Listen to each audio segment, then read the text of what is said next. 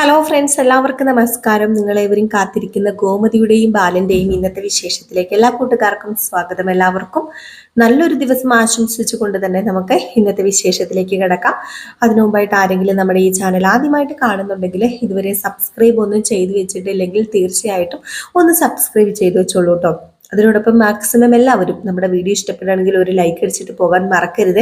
അപ്പൊ നേരെ ഇന്നത്തെ വിശേഷത്തിലേക്ക് തന്നെ പോകാം. അങ്ങനെ നമ്മുടെ ദേവി ഇപ്പോൾ ഗോമതിയെ കുത്തിത്തിരിച്ചുകൊണ്ടിരിക്കുകയാണ്. നമ്മുടെ മീനാക്ഷിയും ആകാശും മീനാക്ഷിയുടെ വീട്ടിലേക്ക് പോയിരിക്കുകയാണ്. അപ്പം ഇടയ്ക്കിടയ്ക്ക് അവർ പോകുന്നുണ്ട്. ഇപ്പം അങ്ങനെ വിട്ടാൽ ശരിയാവില്ല, അതങ്ങനെ പോയി കഴിഞ്ഞിട്ടുണ്ടെങ്കിൽ വലിയ പ്രശ്നം തന്നെ ആകും എന്നൊക്കെ പറഞ്ഞ് നമ്മുടെ ഗോമതിയുടെ മനസ്സ് ദേവി മാറ്റിയെടുക്കുന്ന കുറച്ച് സന്ദർഭങ്ങൾ നമ്മൾ ഇന്ന് കാണുന്നുണ്ട്. അപ്പം തുടങ്ങുമ്പോൾ തന്നെ കാണിക്കുന്ന അതൊന്നും അല്ല കേട്ടോ. നമ്മുടെ ഗോമതിയുടെ അമ്മയോട് ഗോമതിയുടെ ആങ്ങളെ ചോദിക്കുകയാണ്, അച്യുതൻ ചോദിക്കുകയാണ്, എന്താണ് പറ്റിയത് അമ്മയ്ക്ക് എന്തെങ്കിലും വിഷമം ഉണ്ടെങ്കിൽ അമ്മ തുറന്നു പറ, അമ്മ തുറന്നു പറഞ്ഞാലല്ലേ അത് മാറ്റിയെടുക്കാനായിട്ട് പറ്റുകയുള്ളൂ, എന്തെങ്കിലും പ്രശ്നമുണ്ടോ എന്നൊക്കെ ഇങ്ങനെ ചോദിച്ചു കഴിഞ്ഞപ്പോഴത്തേക്കും നമ്മുടെ ഗോമതിയുടെ അമ്മ പറഞ്ഞു, ഇപ്പൊ എനിക്ക് തൽക്കാലം പ്രശ്നമൊന്നുമില്ല. അപ്പോഴത്തേക്കും നമ്മുടെ ഗോമതിയുടെ അമ്മ പറയുന്നുണ്ട് കേട്ടോ, ലാസ്റ്റ് ഇവര് പോയി കഴിയുമ്പം പ്രശ്നം ഉണ്ടാകാൻ പോകുന്നതേ ഉള്ളൂ, ഇനിയിപ്പൊ എന്തൊക്കെ പ്രശ്നമായിരിക്കും, പ്രശ്നത്തിന് തിരികൊളുത്തി കഴിഞ്ഞു എന്നുള്ള രീതിയിൽ മനസ്സിൽ ഇങ്ങനെ സംസാരിക്കുകയാണ്. അപ്പൊ ആ ഒരു പ്രമാണത്തെ ചൊല്ലിയാണ് പ്രശ്നം. ഇനിയിപ്പോ നമ്മുടെ ഗോമതിയുടെ പേരിലായിരിക്കും ഉള്ളതല്ലേ. അങ്ങനെ ഗോമതിയുടെ പേരിൽ എഴുതി വെച്ച സാധനം ഗോമതി അറിയാതെ, അല്ലെങ്കിൽ മൂന്ന് മക്കളുടെയും പേരിൽ എഴുതി വെച്ച സാധനം മൂന്ന് മക്കളുടെയും ഒപ്പില്ലാതെ ഒരിക്കലും അത് അലോഹിന് കൈമാറാനായിട്ട് സാധിക്കില്ല. അവിടെ ഏതായാലും പ്രശ്നം തുടങ്ങും. ഇങ്ങനെയാണല്ലോ ഓരോ കുടുംബത്തിൽ പ്രശ്നം തുടങ്ങാം. അപ്പൊ അതൊക്കെ ഇങ്ങനെ ആലോചിച്ചുകൊണ്ടിരിക്കുകയാണ് ഗോമതിയുടെ അമ്മ. അപ്പൊ ഇത് കഴിഞ്ഞാണ് പിന്നെ കാണിക്കുന്നത് നമ്മുടെ ദേവിയാണെങ്കിൽ ബ്രെയിൻ വാഷ് ചെയ്തെടുക്കുകയാണ് ഗോമതിനെ. ഓ, എങ്കിലും ദേ ചില ആൺമക്കൾ ഇങ്ങനെയാണെന്നേ, ഭാര്യമാരുടെ വീട്ടിൽ പോയി കഴിഞ്ഞിട്ടുണ്ട് സ്വന്തം അച്ഛനെയും അമ്മയെയും വീട്ടുകാരെയും ഒക്കെ മറന്നു പോകും. എങ്കിലും ആകാശം അങ്ങനെ മറക്കുമെന്ന് ഞാൻ ഒരിക്കലും വിചാരിച്ചില്ല. ഇത് എത്രാമത്തെ ട്രിപ്പാ, ദിവസവും അങ്ങോട്ട് എഴുന്നള്ളതല്ലേ. ഒരു കാര്യം പറയാം അമ്മേ, ഞാൻ എൻ്റെ ആനന്ദേട്ടനുമായിട്ട് എൻ്റെ വീട്ടിൽ പോയി നിൽക്കുകയാണെങ്കിൽ എൻ്റെ അമ്മ പറയും, മോളെ ഇത് ശരിയല്ല, മോളൊരു കാര്യം ചെയ്യണം, ആനന്ദിനെ മോള് അങ്ങോട്ടേക്ക് കൂട്ടിക്കൊണ്ട് പോകണം, മോളുടെ വീട് ഇതല്ല, ആനന്ദിന്റെ വീടാണ് മോളുടെ വീടെന്ന്. അത്രയ്ക്കും വകതിരിവ് എൻ്റെ അമ്മയ്ക്കുണ്ട്. ചില വകതിരിവില്ലാത്ത അമ്മമാരുണ്ടല്ലോ, ഈ മീനാക്ഷിയുടെ അമ്മയുടെ അച്ഛനെയൊക്കെ പോലെയുള്ളവര്. അവരെ പോലെയുള്ളവരെയാണ് നമ്മൾ പേടിക്കേണ്ടത്. അവരെ പോലെയുള്ളവർ പതിയെ പതിയെ പതിയെ വഴിവെട്ടി തെളിച്ച് ഈ ആകാശിനെ പോലെയുള്ള ആൺമക്കളെ പിടിച്ചു വെക്കും. എന്നിട്ട് അവരെ അങ്ങോട്ട് ദത്തെടുക്കും. പിന്നെ ദത്ത് പുത്രനായിട്ട് അവര് പറയുന്നതെല്ലാം മിണ്ടാതെ, ഖമാന്നൊരക്ഷരം മിണ്ടാതെ എല്ലാം കേട്ട് അനുസരിക്കും. ഇതിപ്പോ അതാണെന്നാ എനിക്ക് തോന്നുന്നത്. ഓ, എനിക്ക് അങ്ങ് ഓർക്കുമ്പോ സങ്കടം വരിക. ഗോമതി അമ്മയുടെയും ബാലച്ചന്റെയും കാര്യം ഓർത്തിട്ടെ, ആമങ്ങളെ ഇത്രയും വളർത്തി വലുതാക്കിയിട്ട്. ഓ, എങ്കിലും ആകാശന് ഇതെങ്ങനെ തോന്നുന്നു? മീനാക്ഷി അല്ലേ പറഞ്ഞു കൊടുക്കേണ്ടത് ഇതൊക്കെ. പിന്നെ എന്നെ പോലെ എല്ലാവരും ആകണമെന്നില്ലല്ലോ. ഞാനാണെങ്കിൽ ആനന്ദേട്ടനോട് ഇവിടെ ഉള്ളവരെ സ്നേഹിക്കണമെന്നും ഇവിടെ ഉള്ളവരെയാണ് ആദ്യം സ്നേഹിക്കേണ്ടതെന്നും ഭാര്യയെ സ്നേഹിക്കുന്നതിനേക്കാൾ വീട്ടുകാരെ സ്നേഹിക്കണമെന്നും ഒക്കെ പറഞ്ഞു കൊടുക്കും. ഇപ്പൊ അങ്ങനെ എല്ലാ പെണ്ണുങ്ങളും ആവണമെന്നുണ്ടോ? ഇല്ലെന്നേ. ഇങ്ങനെ ചെറിയ ചെറിയ പൊട്ടിത്തെറികളും വഴക്കുകളും ഒക്കെ ഉണ്ടാവുന്നത്. ഇനിയിപ്പൊ എന്ത് ചെയ്യാനാ, എല്ലാം അങ്ങോട്ട് സഹിക്കാം. അല്ലാതെ എന്തെങ്കിലും കാര്യം ചെയ്യാൻ പറ്റുമോ? പറ്റും. അമ്മേനെ കൊണ്ട് പറ്റൂട്ടോ, അമ്മേനെ കൊണ്ടേ പറ്റൂ. മീനാക്ഷിയോട് പറയാ, ഇനി നിന്റെ വീട്ടിലേക്ക് പോവുകയേ ചെയ്യണ്ട. അരുത് എന്ന് പറഞ്ഞിട്ടുണ്ട് മീനാക്ഷി കേൾക്കും. മീനാക്ഷിയെ കേൾപ്പിക്കണം. ആ കഴിവാണ് അമ്മയ്ക്ക് വേണ്ടത്. എന്നൊക്കെ പറഞ്ഞ് തിരിഞ്ഞു നോക്കിയപ്പോ മീനാക്ഷി വരുവാ. പെട്ടെന്ന് അയ്യോ, ദേ മീനാക്ഷി വരുന്നുണ്ടേ.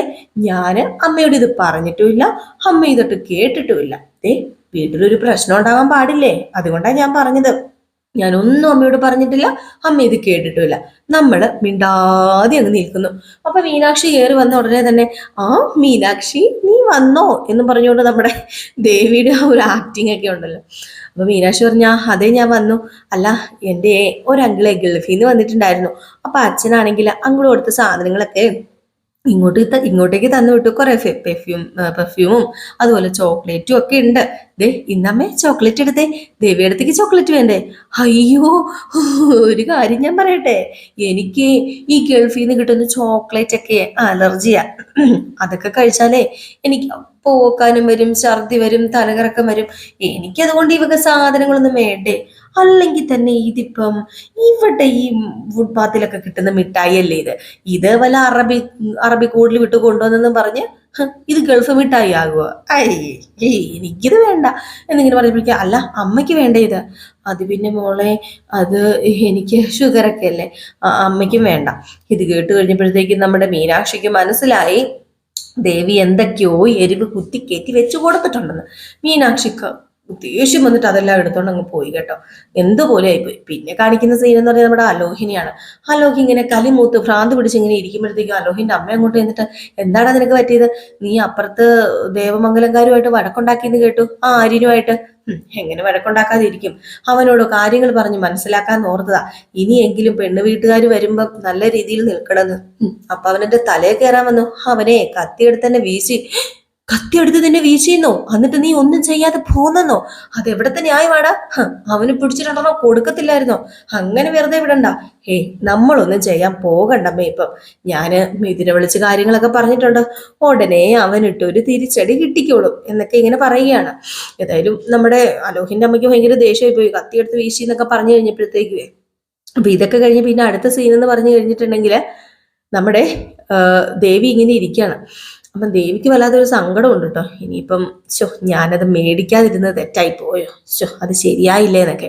ഇതിനിടയിൽ ദേവിയാണെങ്കിൽ നമ്മുടെ മീനാക്ഷിയുടെ റൂമിലേക്ക് കയറി ചെന്നിട്ട് അതെ മീനാക്ഷി നേരത്തെ തന്നെ ആ മിഠായില്ലേ അതിങ്ങ് തന്നേ, എനിക്ക് വല്ലാത്തൊരു പശ്ചാത്താപം. നിന്റെ കയ്യിൽ നിന്നൊന്നും മേടിച്ചില്ലല്ലോ, നീ തന്നിട്ട് അത് കഴിച്ചില്ലല്ലോ, എന്തോ വല്ലാത്തൊരു പശ്ചാത്താപം. വെള്ളം പോലും കുടിക്കാൻ പറ്റുന്നില്ല. ആ മിഠായി ഇങ്ങ് തന്നേരെ, ആ ചോക്ലേറ്റ് ഇങ്ങ് തന്നേരെ, ആ പെർഫ്യൂം ഇങ്ങ് തന്നേരെ, കുഴപ്പമില്ല ഞാൻ സ്വീകരിച്ചോളാം. ഓ അങ്ങനത്തെ പശ്ചാത്താപം കൊണ്ടേ ഏടത്തി അത് സ്വീകരിക്കണ്ട. ഏടത്തിയുടെ ഈ അടവുണ്ടല്ല കയ്യിലങ്ങിരിക്കട്ടെ. ഏടത്തി അമ്മയുടെ അടുത്ത് വലിയ ആളാകാൻ വേണ്ടി അമ്മയൊന്നും മേടിക്കരുതെന്ന് കരുതി ഏടത്തി അപ്പം മേടിക്കാതിരുന്നിട്ട് അമ്മ കാണാതെ വന്ന് മേടിക്കാൻ വേണ്ടി വന്നല്ലേ. അതെ അതങ്ങ് പള്ളി പോയി പറഞ്ഞാൽ മതി. ഇത് ഈ മീനാക്ഷി തിന്നോളാം. പിന്നെ ഇത് തിന്നാ ചിലർക്ക് തലകറക്കം വരും, ഛർദി വരും, ലൂസ് മോഷൻ വരും, അതൊക്കെ എനിക്കറിയാം. അതുകൊണ്ട് ഇതിന്ന് ഒന്നും ഞാൻ ഏടത്തിക്ക് തരാൻ പോകുന്നില്ല. അയ്യോ എന്താ മീനാക്ഷി ഇങ്ങനെയൊക്കെ പറയുന്നത്? ദേ ഏടത്തിയുടെ അടവും കള്ളക്കളിയൊന്നും എൻ്റെ അടുത്ത് വേണ്ടാട്ടോ. എന്താ സാധനം, അഭിനയം കണ്ടില്ലേ? അമ്മയുടെ അടുത്ത് വേറൊരു മുഖം, എൻ്റെ അടുത്ത് വേറൊരു മുഖം. അമ്മേനെ സോപ്പിടാൻ വേണ്ടി എന്താ ഞാൻ അമ്മേനെ സോപ്പിടുന്നോ? എന്തൊക്കെയാ മീനാക്ഷി പറയുന്നത്? എന്റെ ഭഗവതി, ഈ കുട്ടി എന്തൊക്കെയാ പറയുന്നത്?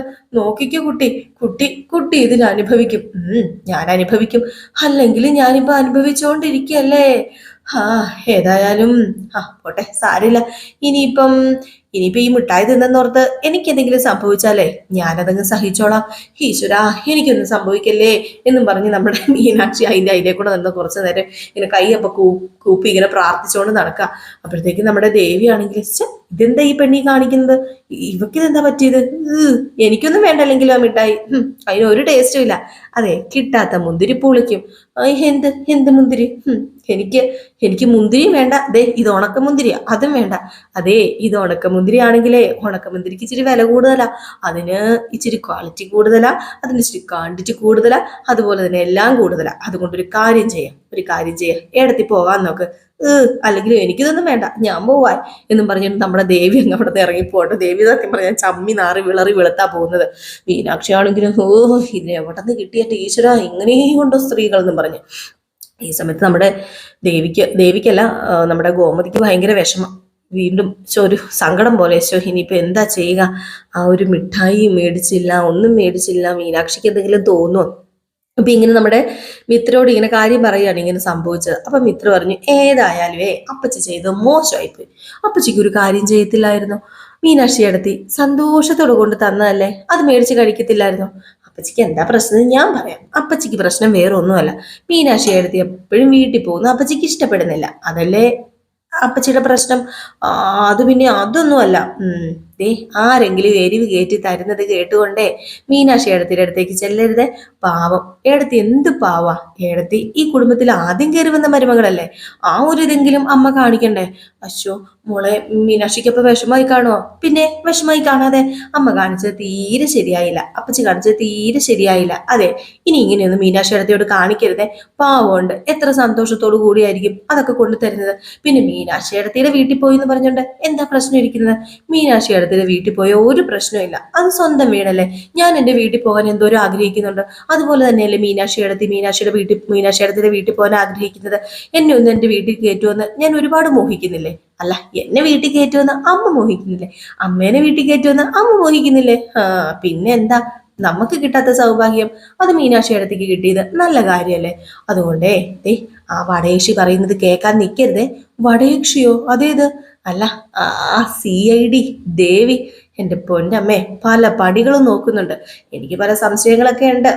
അതൊക്കെ ഞാൻ പതുക്കെ പതുക്കെ എന്താന്ന് വെച്ചാൽ കണ്ടുപിടിച്ചോളാം. അതുകൊണ്ട് ദേവി ഏത് മീനാക്ഷി അടുത്തോട് ഓരോരുത്തർ പറയുന്നത് കേട്ട് പ്രശ്നം ഉണ്ടാക്കാൻ നിൽക്കരുത്. കേട്ടല്ലോ കേട്ടല്ലോ കേട്ടല്ലോ.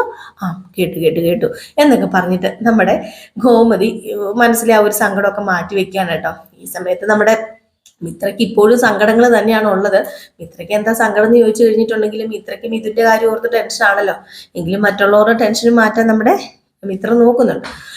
അപ്പൊ ഈ ഒരു സീനൊക്കെ കാണിച്ചിട്ടാട്ടോ ഇന്നത്തെ വിശേഷം അവസാനിക്കുന്നത്. അപ്പൊ എല്ലാവരും കാത്തിരിക്കുക അടുത്ത വിശേഷത്തിനായിട്ട്. വൈകിട്ട് നമ്മൾ നാളത്തെ പ്രമോ വിശേഷവുമായിട്ട് വരാം. അതുവരെ എല്ലാവർക്കും ബൈ ബൈ. ലൈക്ക് അടിച്ചിട്ട് പോണേ.